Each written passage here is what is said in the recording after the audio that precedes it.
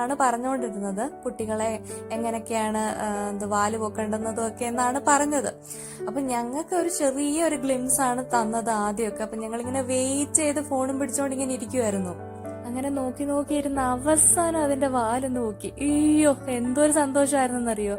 പക്ഷെ ഞാൻ ഇത് മാത്രമല്ല എന്ന് എക്സ്പെക്ട് ചെയ്ത് അതിന്റെ ഫേസും കൂടെ കാണണം എന്നായിരുന്നു എന്റെ ഒരാഗ്രഹം.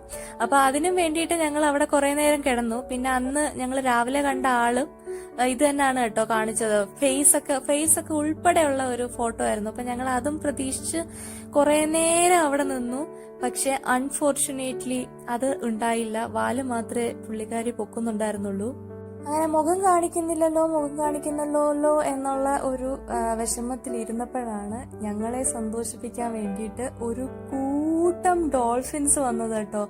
ഒരു ഒന്നൊന്നര വരവായിരുന്നു അവരുടെ. പൊതുവെ ഡോൾഫിൻസ് ഒക്കെ ഫ്രണ്ട്ലി ആയതുകൊണ്ട് ഞങ്ങളുടെ ബോട്ടിന്റെ അടുത്തോട്ടൊക്കെ വരുന്നുണ്ടായിരുന്നു.